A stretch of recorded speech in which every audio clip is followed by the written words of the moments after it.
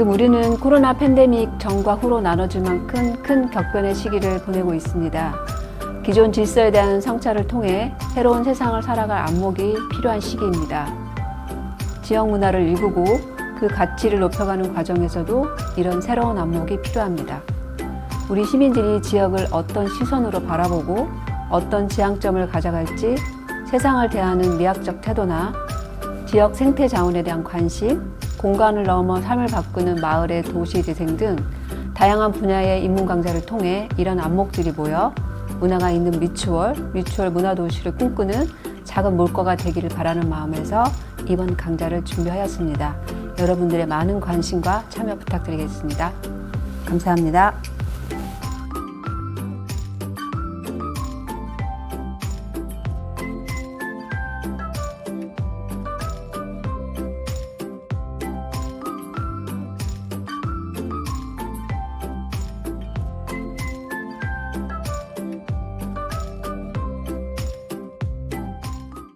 네, 미추홀 학산문화원에서 진행하는 지역 인문학 강좌 미추홀 시민로드, 미추홀 문화도시를 꿈꾸며 문화시민을 위한 미학 천하의 잡것이 되어라 강의 진행 중에 있습니다.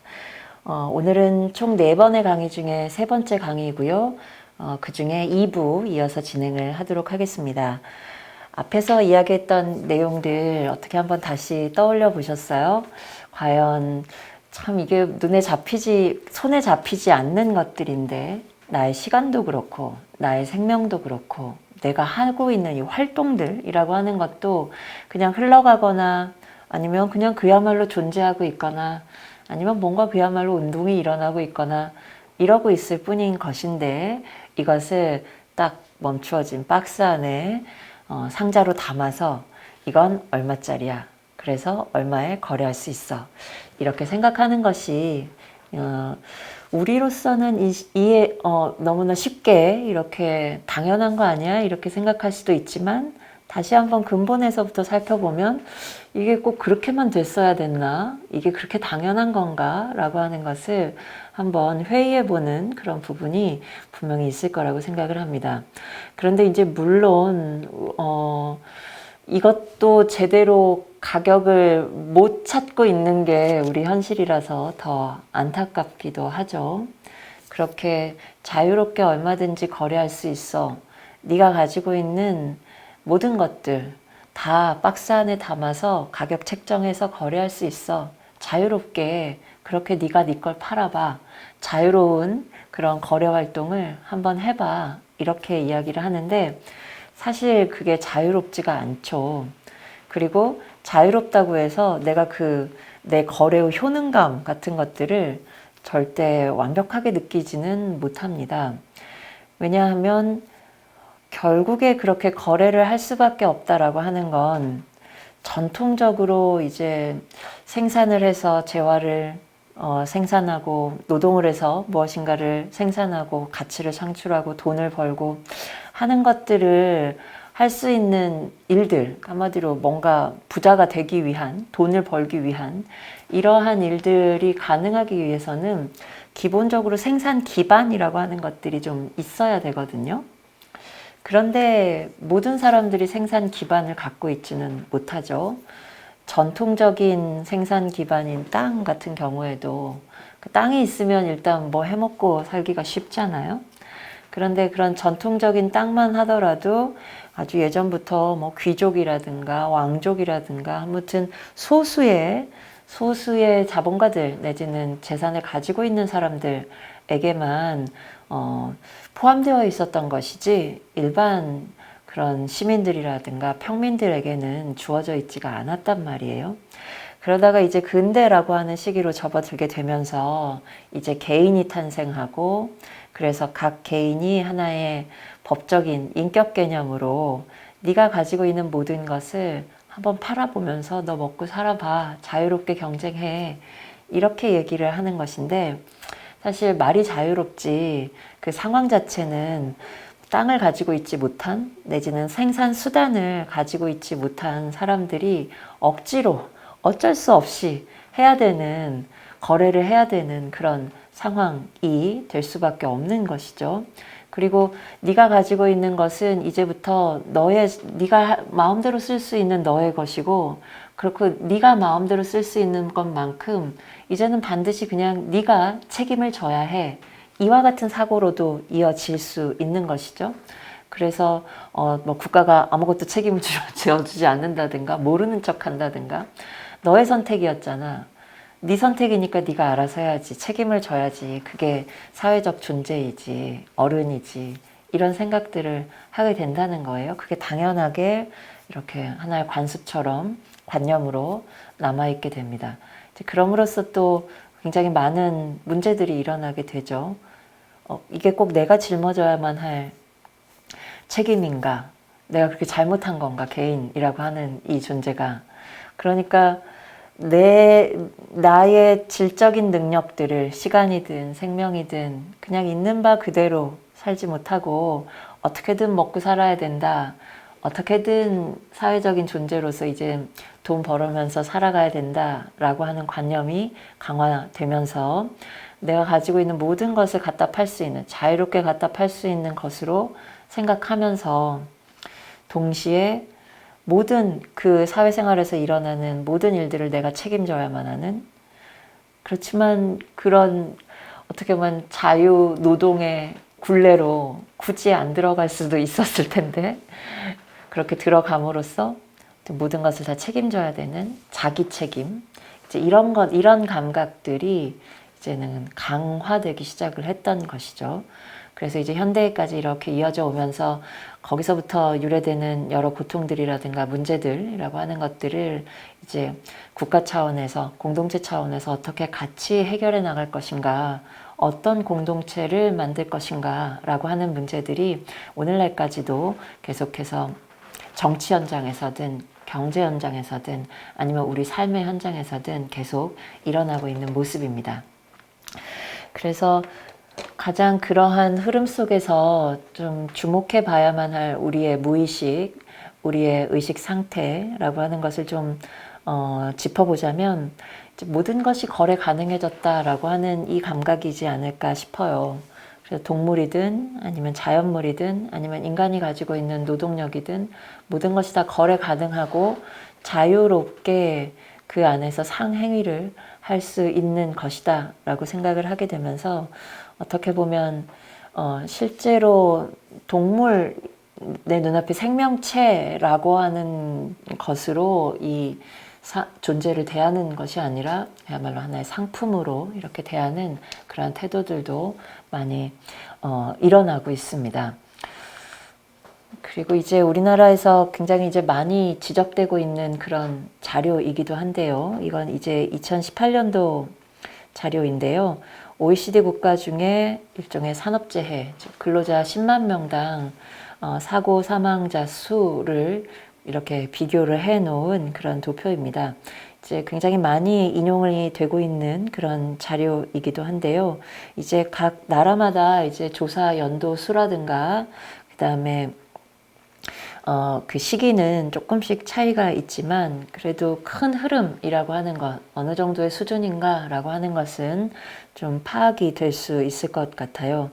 그런데 이제 터키라든가 멕시코, 미국에 이어서 터키가 가장 높게 이렇게 기록이 되고 있고, 터키, 멕시코, 미국에 이어서 OECD 국가 중에 한국이 10만 명당 산재 사망자 수 5.09명으로 이제 네 번째로 높은 국가이다라고 하는 오명을 이렇게 좀 쓰고 있는데요.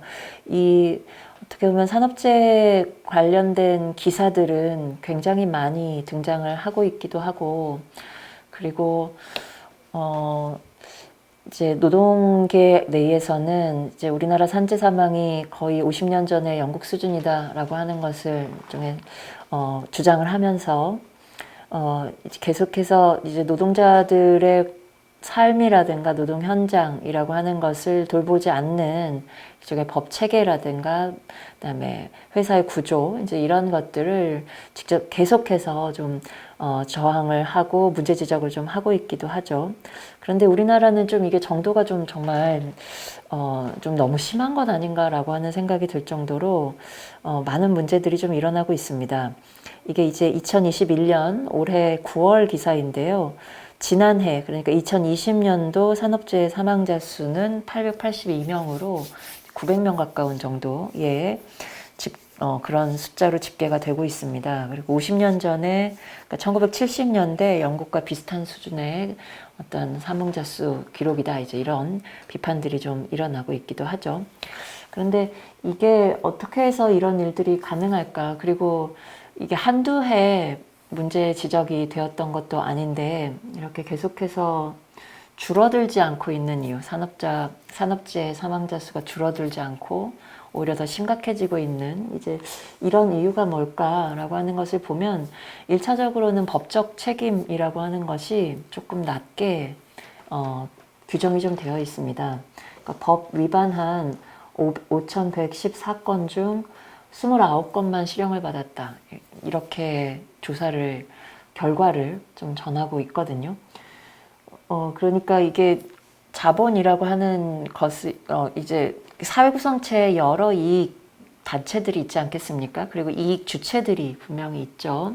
사측이 있으면 노동자 측도 있고, 그리고 또 이제 그것을 관리 감독하는 이제 정부 측도 이렇게 각각의 항들로 자리를 하고 있는 모습입니다.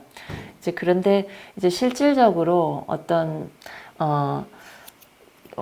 이제 노동 현장에서 가장 취약할 수 있는 계층, 가장 취약한 그룹이라고 한다면 아무래도 직접 노동을 행하는 노동자 그룹이라고 할 텐데요. 노동자 중심으로 정책이라든가 아니면 노동자의 안전을 보호하기 위한, 그리고 그건 생명을 보호하기 위한, 그걸 기초로 해서 노동법이라든가 노동 현장 관리 규정이라든가 하는 것들이 진행되기보다는 많은 경우 자본의 이익 내지는 자본가의 어떤 이익이라고 하는 것에 손해가 가지 않도록 하기 위한 것이 가장 높은 최고의 목표처럼 이렇게 좀 상정되어 있는 모습을 좀 많이 발견을 하게 됩니다. 왜 그럴까 생각을 해보면 아무래도 우리 사회에서 가장 좋다라고 얘기되는 것, 가치 있다라고 생각되는 부분이 무엇인가라고 하는 것을 물어본다면 어쩌면 정말 이건 끔찍한 말일 수도 있는데 생명보다는 돈이 더 먼저이다라고 하는 생각을 갖고 있기 때문이지 않을까라고 하는 생각이 들거든요. 한 사람의 생명, 시간, 노동이라고 하는 것보다 이것들을 통하여서 얻을 수 있는 이익이 얼마나 큰가, 이것들을 통하여서 소유할 수 있는 이익이 얼마나 더 큰가라고 하는 데에 더 큰 비중을 두고 지금 당장 힘들더라도 이 부분을 어떻게든 키우는 데에 더 힘을 쓰도록 하자라고 하는 논리와 욕망이라고 하는 것이 너무나 좀 강화된, 이제 심각하게 강화된 그런 모습이다라고 하겠습니다. 이걸 어떻게든 바꾸고 싶은데 사실은 한번 이 법이라고 하는 게 한 번 이렇게 세팅이 되면 그걸 바꿔가는 데 있어서는 굉장히 큰 힘이 들고 좀 시간도 많이 걸리는 모습이에요. 왜냐하면 한 번 법 적용하게 되면 그 법 적용한 것의 기초가 되어가지고 다음번 법 적용의 기초로 사용되기도 하기 때문에, 그리고 그러한 시간이 계속 지속되다 보면 그러한 법, 그러한 규정이라고 하는 것이 일반 시민들에게도 무의식적으로 이렇게 내재화되기 때문에 우리의 기본적인 그냥 욕망처럼 자리를 잡게 되는 것이죠. 그래서 지금 당장 한 노동자의 생명이라든가 시간, 그리고 그런 노동들, 이런 것들을 살피지 못한다라고 하더라도 이거는 잠깐 뒤로 하고 이것들로 인해서, 그걸 잠깐 뒤로 한 것으로 인해서 얻을 수 있는 이익이 얼마나 큰가라고 하는 것을 더 중요하게 보는 그런 욕망이 우리한테는 분명히 좀 자리하고 있는 것이 아닐까 싶습니다. 인간의 모습과 일종의 노동 현장에서도 문제이지만 동물에 대한 시선도 좀 비슷하지 않나라는 생각이 들어요.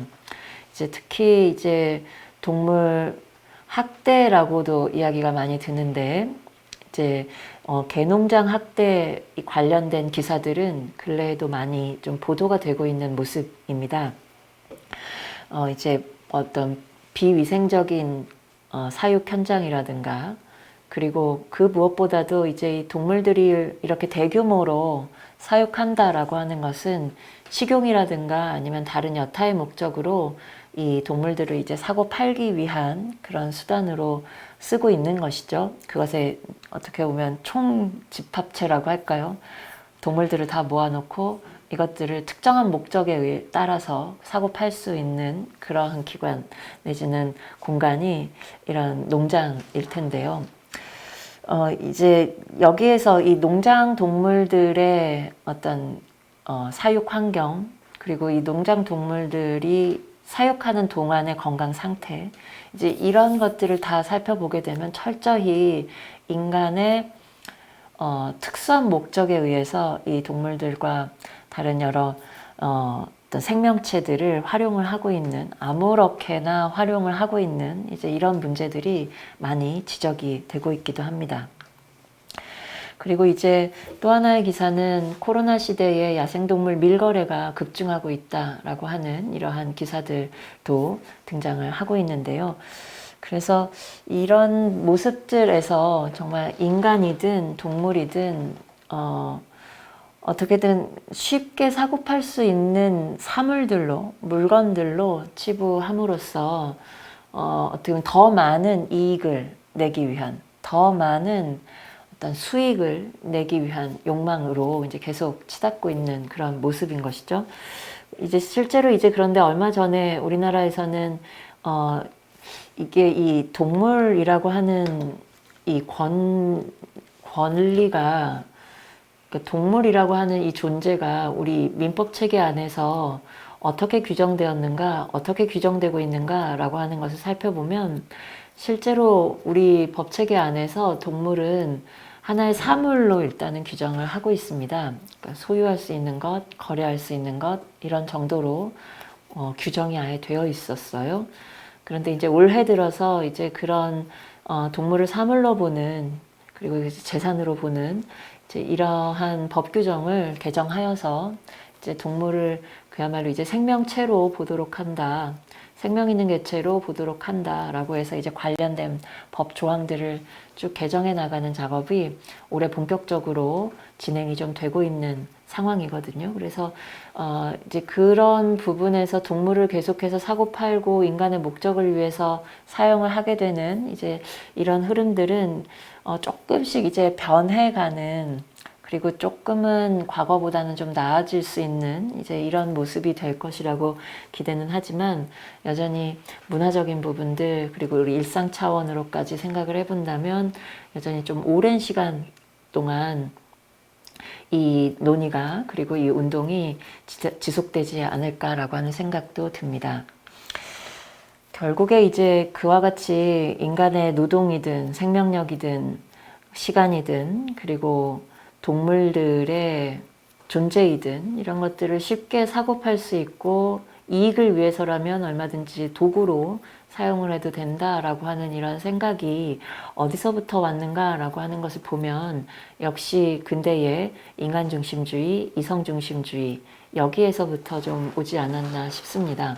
다른 어떤 개체들보다, 생명체들보다 인간이 가장 우월한, 그리고 우수한 존재이고, 그와 같은 이유는 인간이 가지고 있는 이성으로 인하여서 자연을 개발할 수 있기 때문에, 자연 안에서, 좀 혼돈스러운 자연 안에서 질서정연한 법칙을 발견할 수 있기 때문이다 라고 하는 이성중심주의적 시각이라고 하는 것이 이와 같은 삶의 모습을 만들지 않았나 싶습니다. 이성중심주의가 추구하는 진리는 명석판명한 진리이죠. 명석판명하다라고 하는 것은 수학적으로 측정이 되고 논리적으로 추론될 수 있는 그런 진리라고 얘기를 할 수 있겠어요. 수학적 진리만큼 분명한 진리가 어디 있겠습니까? 1이면 1, 2이면 2, 수식에 따라서 명확한 수치가 이렇게 나올 수 있는 그러한 진리의 모습이죠. 나라고 하는 이 존재도 그냥 놔두어서는 뭐가 뭔지 모르고 좀 혼돈스러워 보일 수가 있는데, 그냥 두지 않고 너는 얼마짜리야? 얼마짜리 연봉이야? 어느 정도의 가치를 지녔어? 라고 수적으로, 수치적으로 환원하여서 설명하기 시작하면 너무나 분명한 듯이 느껴지고 그 수치를 기초로 하여서 거래 가능한, 사고 팔 수 있는 그런 존재로 더 강하게 자리를 잡게 되는 것이죠. 그리고 바로 이러한 이성중심주의의 진리 내지는 가치관이라고 하는 것은 일종의 높이 오를수록 좋은 것이다 라고 하는 욕망운동을 불러일으킵니다. 한마디로 수치화할 수 있다. 수치로 가치를 표현할 수 있다 라고 하는 것은 일종의 이제 측정할 수 있다라고 하는 것이고, 측정할 수 있다라고 하는 것은 그대로 비교할 수 있다라고 하는 것과 연결되거든요. 그러니까 왜 그런 측정을 하느냐? 결국엔 비교하기 위해서이죠. 무엇이 더 나은가? 무엇이 더 효율적인가? 어떤 것이 선택에 있어서 더 나은가? 라고 하는 것을 비교하기 위해서 그런 수치라든가 측정이라고 하는 것을 진행을 하는 것이죠. 그리고 근데 이제 이렇게 비교를 하다 보면 당연히 우위, 우열이라고 하는 것이 생길 수밖에 없습니다. 우월한 것과 열등한 것이라고 하는 것이 생길 수밖에 없죠. 그리고 아무래도 우월한 것과 열등한 것이라고 하는 것이 비교가 되게 되면 여기에서 욕망운동이 어떤 방식으로 일어나겠어요? 당연히 우월한 것이 되고 싶고 더 좋은 것, 높은 것, 다른 이들보다는 더 잘하게 되는 것이라고 하는 욕망운동이 부추겨지게 되겠죠. 그래서 이 안에서 계속 움직여지게 됩니다. 내가 어느 정도를 더 달성해야 되는가? 다른 사람들에 비해서 내가 어느 정도로 더 잘해야 되는가? 다른 사람들에 비해서 내가 더 우위에 올라갈 수 있기 위해서는 무엇을 해야 되는가? 모든 분야에서, 우리 사회의 모든 분야에서 이와 같은 욕망운동이, 이와 같은 일들이 지속되고 있는 모습입니다. 이게 그래서 일종의 피라미드형 욕망구조라고 하는 것을 피라미드형 조직구도라고 하는 것을 좀 불러일으키는데요. 그러니까 이제 탑 클래스의 CEO 그룹이 있다면 맨 아래로 갈수록 이제 고용자, 이제 사원들 이렇게 이게 가장 전통적인 일종의 직장 현장에서 직장 내에서 발견될 수 있는 조직구도의 모습이라고 할 수가 있겠습니다. 그리고 이제 이것에 따라서 다 비교 가능한 연봉들이라든가 아니면 능력들이라든가 그리고 그 사람의 업무 역량이라든가 하는 것들이 다 측정이 되고 평가가 되고 그리고 그러한 측정 결과에 따라서 이제 연봉이든 성과이든 이런 것들이 이야기가 되는, 그러니까 측정이 돼서 부여가 되는 이제 그런 과정들이 일어나게 되는 것이죠. 그런데 이제 이것만 하더라도 굉장히 이상적인 말이죠. 그러니까 얼마만큼 한 사람의 역량이 측정될 수 있는가. 그야말로 측정이라고 하는 말이 가지고 있는 객관성 이라고 하는 게 과연 기대될 수 있는 것인가. 그러니까 이제 시장이라고 하는 것이 어느 정도 형성이 되기 때문에 그 안에서 자연스럽게 가격이라고 하는 게 딱 맞아 떨어지게 되는 이제 그러한 포인트들이 오기는 올 테지만 이제 그냥 근본적인 차원에서 놓고 보자면 한 사람의 시간과 능력이라고 하는 것이 어느 정도로 객관적으로 측정될 수 있을 것인가 라고 하는 것은 우리가 근본적으로 좀 질문을 던질 수 있는 그런 물음이지 않을까 싶습니다.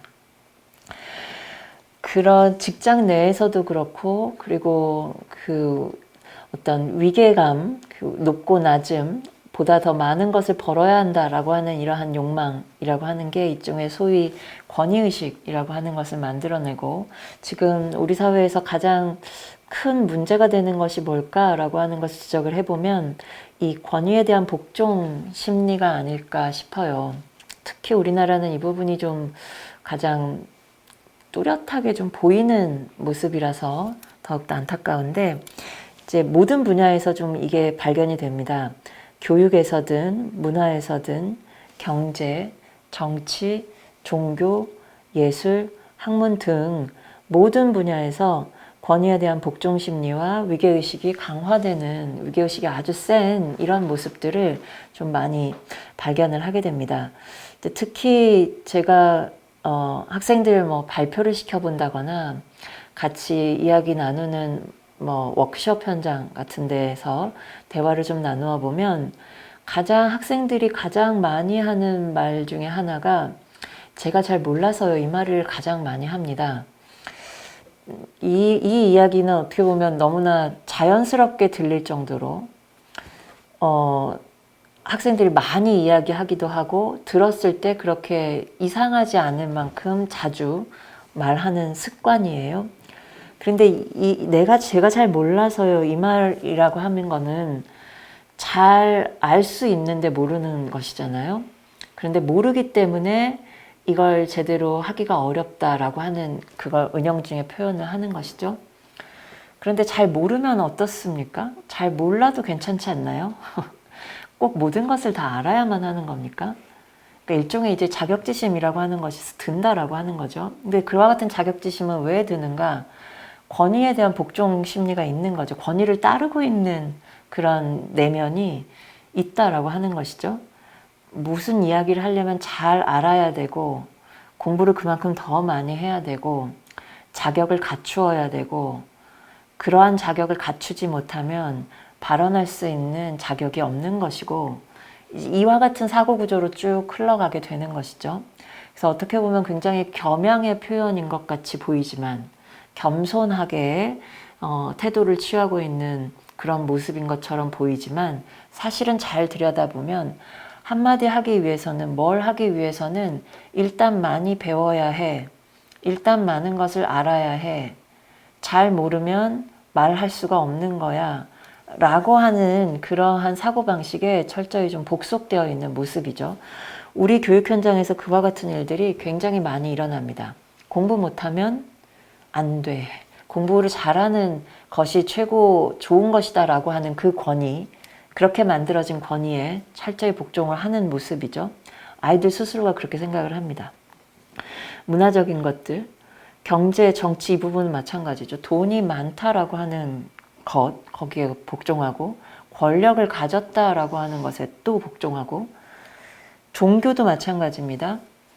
종교 부분에서도 소위 말하는 성직자들이라든가 아니면 전문 종교인들이라든가 이런 사람들이 가지고 있는 어떤 생각이라든가 말이라든가 행위라든가 하는 것들을 이렇게 잘 지켜보면서 그들과 함께 종교활동을 하는 것이 아니라 이렇게 덮어놓고 맹종하는 그런 습관들이 분명히 있다라고 하는 것이에요. 다른 건 잘 안 봅니다. 그냥 무조건 믿고 무조건 옳다라고 생각을 하는 것이에요. 권위에 대한 복종이 있는 것이죠. 그래서 그 똑똑하다고 하는 사람들도 뭐 교회에 가거나 사찰에 가거나 라고 하면 전혀 엉뚱한 이야기 하고 있는데도 그걸 끄덕이면서 맞습니다, 맞습니다 라고 하면서 듣고 있는 그런 모습들도 많이 보입니다. 이와 같은 일들이 왜 계속해서 일어나는가? 예술도 마찬가지죠.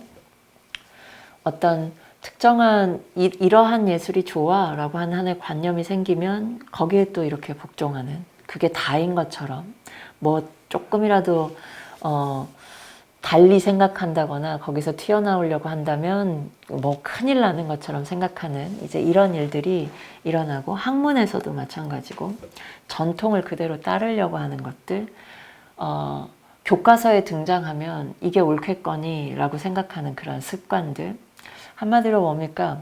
자기가 스스로 주체가 되어서 이게 옳은지 저게 그른지, 이게 나한테 좋은 건지 저게 나한테 좋은 건지, 이걸 자신의 입장에서 판단하거나 행동하거나 생각하려고 하지 않고 많은 사람들이 믿고 따르는 그 관념의 틀, 이게 옳아, 원래 이렇게 하는 거야, 그냥 하라는 대로 해 라고 하는 이러한 관념 속에서 거기에 너무나 큰 힘을 부여를 하면서 그대로 자신의 삶을 반복하는, 그대로 그 속에서 살아가는 모습들을 우리는 많이 경험을 하게 됩니다.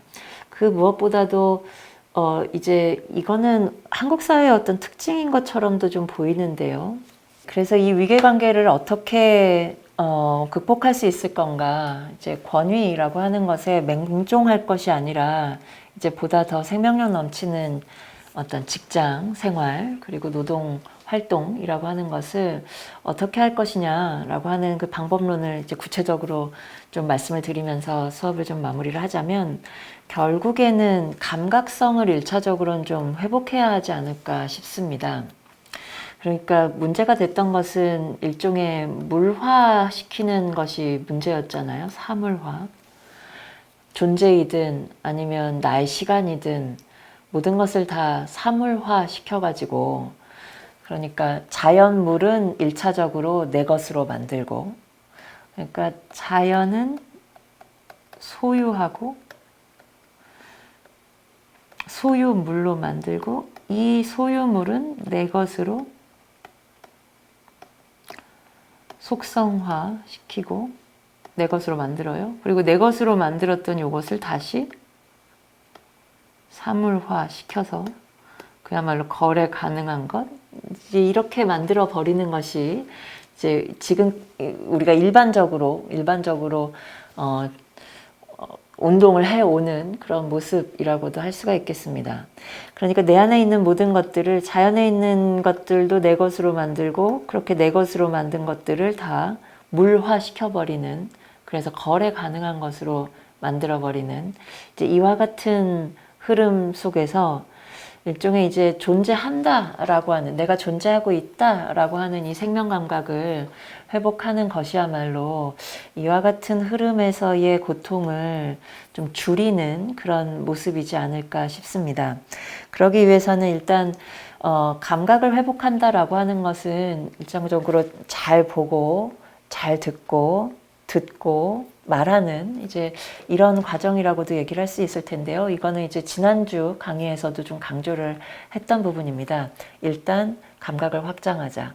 눈을 크게 뜨고 냄새도 좀 더 생생하게 맡으려고 하고 귀도 좀 더 잘 열고 피부 감각 모든 것들 말하는 것 그리고 무엇보다도 내 안에서 어떤 욕망이 일어나고 있는가라고 하는 것을 더 잘 들여다보는 이러한 연습들 그럼으로써 내가 수축되거나 축소되어 버리는 그런 감정이 아니라 내가 확장되는 것 같은 내가 더 열리는 것 같은 이제 이러한 운동이 일어날 수 있도록 생명 감각을 일단 회복해 보도록 하자.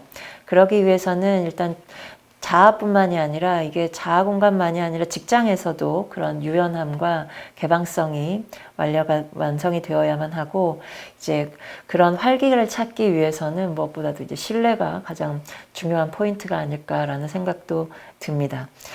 그러면 이게 이런 신뢰라고 하는 것을 어디서 구할 수 있나? 어떻게 다른 존재가 단순히 사물로 거래될 수 있는 게 아니라 살아있는 존재다라고 하는 것 그리고 그렇게 살아있는 존재로 대하더라도 지금까지하고는 좀 다른 방식이죠.